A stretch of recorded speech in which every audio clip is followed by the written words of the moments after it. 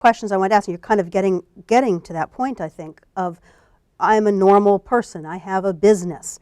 My business is not about telecom. My business is about doing whatever that thing is.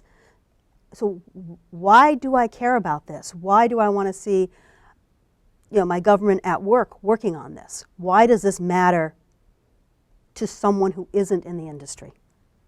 Well, I've got a chart for you that shows the history of what I call the digital revolution. It actually all started about 170 years ago with the telegraph, which, if you think about it, Morse code is digital. Yeah, that's right. Dot, And dot, even dot. though the physical networks manifested themselves in analog form, the Mm-hmm. early voice, the early radio, the phonograph, all Mm-hmm. that stuff, we had an extremely generative and competitive communications and Mm-hmm. technology revolution occurring up until about 1913, exactly just over 100 years Wow. ago.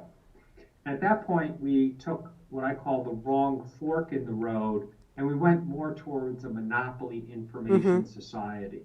And we held to that standard for about 70 years until 1983. Mm-hmm.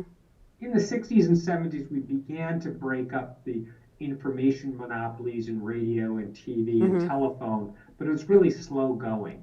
It didn't start happening until the early 80s.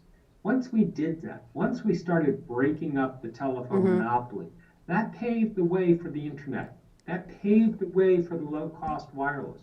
Nobody in 1980 would ever have imagined what happened over the No. last 30 No. years. So that's a great example of why we really need this openness in the last mile. It's Mm-hmm. real simple. We wouldn't have all this stuff today. It simply wouldn't have come out of Bell Labs and Ma Bell. It Mm-hmm. wouldn't.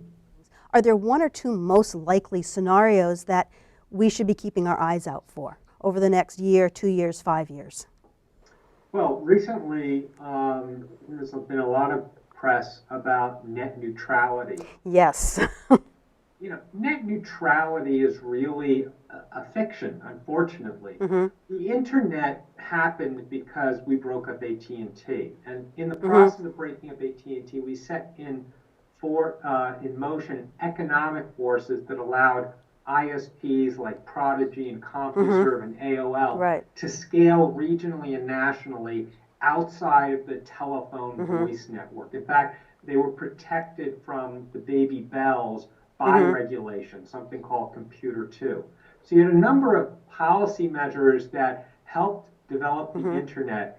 And the internet and data developed along what I call the economic lines of marginal cost, very high capacity, Mm-hmm. fiber optic transport.